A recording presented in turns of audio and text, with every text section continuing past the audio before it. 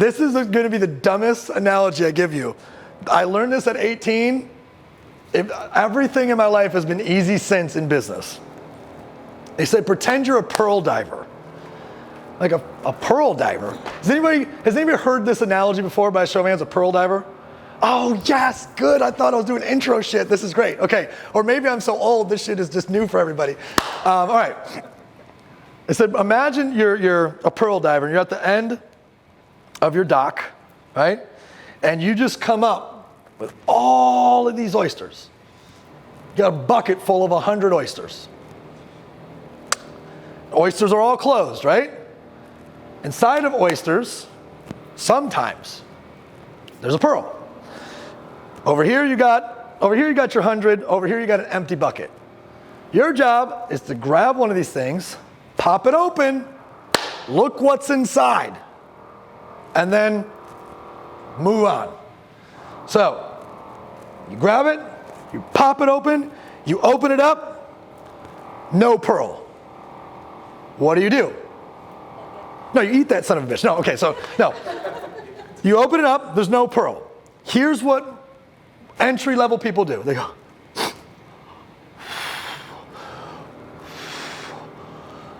oh my God. They told me there was pearls in this business. They said if I just went out there and got oysters, there'd be pearls.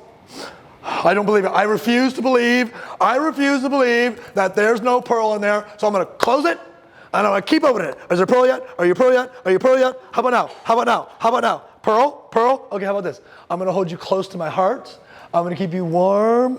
I'm going to rub you, keep you soft, and then I'm going to, you pearl yet? Are you pearl yet? How about now? And this is literally what people do to their customers. Could you imagine being this customer who's like, no, thank you. Like, no, what about now? What about now? What about now? What about now? I'm like, I'm not a fucking pearl. Leave me alone, lady. Like, they're not interested. Could you imagine that your business is to find pearls, and you're just sitting there with an empty-ass oyster trying to make it into, just please, I know you can be one, because you're so married to the outcome. If there's no pearl in that thing, put it in the bucket, grab another one, pop it open, next,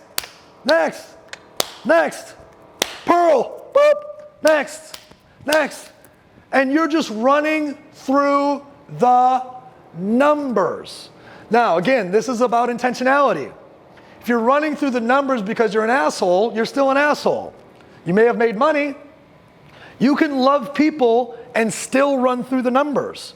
I have no lack of love for people. When I sit down with Evan, I go through the data today about our call center or about how our presentation to close looks like. I have no association to the person when we're talking and walking through this data. I love the person when I get into the person's, like, when I think of who they are. But when we're talking about numbers, trying to get to an average, trying to increase the average, we're disassociated.